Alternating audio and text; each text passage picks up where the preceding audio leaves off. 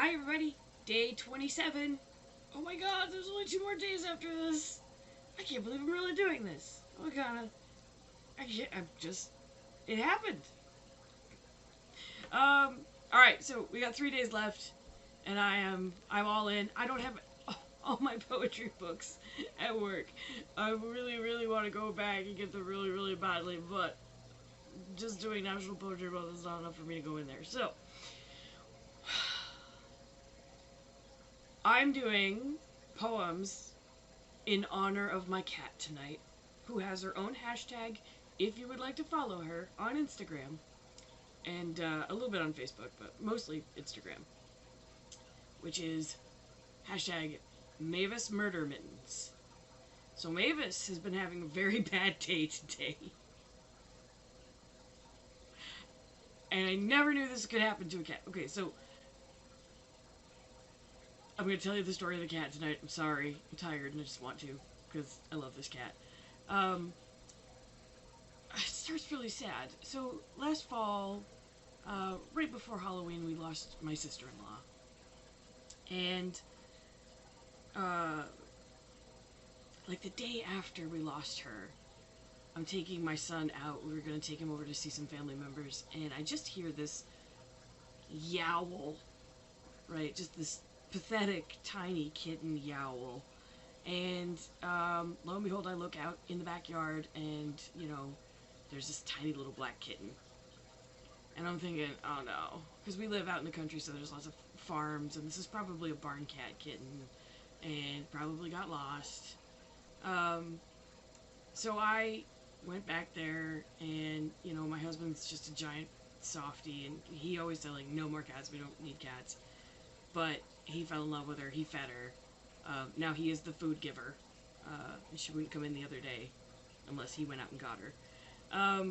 But anyway, so she went today because, we'd saved up enough to go get her fixed.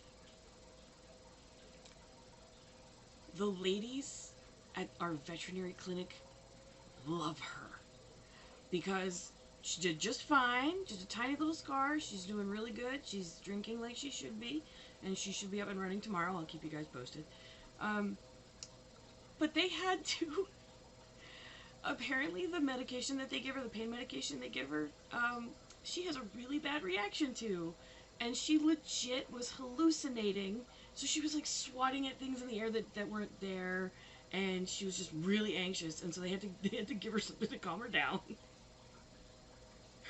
And so, we've got her all set up in a little kennel tonight, and she's just been, like, laying in the litter box like it's a bathtub and staring at the ceiling like, this feels real good, guys. And that's about it. So she's feeling no pain tonight. So, I tell you all that story so you understand where I'm coming from. So tonight, I'm not just picking one poet. I got a couple of poems that I want to read that are I'm just going to call them my Mavis poems. By 2 different poets. So there's not one poet. There's not one poem. There's 2 poems, 2 poets. I got yelled at on the internet today that I'm not cheating by doing that. I'm doing overachieving, and I really need to stop. So, but I can't help it. Alright, so I'm going to switch to this first poem. Bear with me here. So this is February by Margaret Atwood. Winter.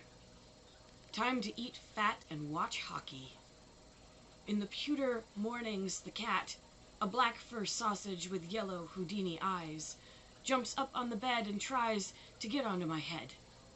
It's his way of telling whether or not I'm dead. Well, or if I'm not, he wants to be scratched. If I am, he'll think of something. He settles on my chest, breathing his breath of burped up meat and musty sofas, purring like a washboard. Some other tomcat, not yet a capon, has been spraying our front door, declaring war. It's all about sex and territory, which are what will finish us off in the long run.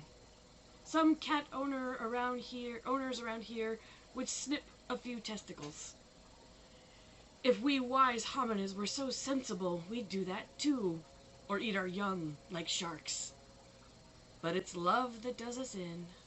Over and over again, he shoots, he scores, and famine crouches in the bed sheets, ambushing the pulsing, the pulsing eiderdown, and the wind chill factor hits 30 below, and pollution pours out of our chimney to keep us warm.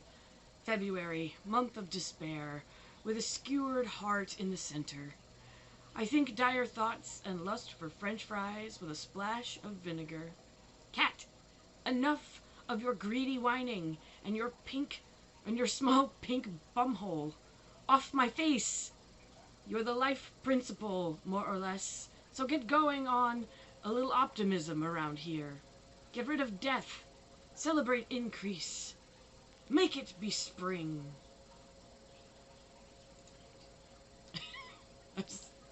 I just love that I hold Atwood up as this glorious literary scholar and proclaimed writer, and I found a poem where she talks about a cat's butthole, and all I can think is, oh, you just need one of those little tail doohickeys that they put to have the gem on the butthole. Go in weird places. It's the end of National Poetry Month. That is definitely, like, if you understood my cat, that's the personality that I'm getting from her. When her highness comes down off her high. Alright, and so the last poem I'm going to read to you tonight is super short. This is Carl Sandburg's Fog. It's probably one of my favorite imagistic poems. I teach this poem to every student I can because I'm like, look, it's a metaphor, but it makes the setting work. Like, it's awesome. Like, you could do this. And you're doing just a little bitty poem. So, alright, so here is Fog by Carl Sandburg. The fog comes on little cat feet. It sits looking over harbor and city on silent haunches, and then moves on. Yeah, so I love that one too. So short, sweet, to the point, which has not been the case for my rabbling tonight. Almost the end of National Poetry Month, guys. I'm seeing amazing poems online, amazing poems from my students.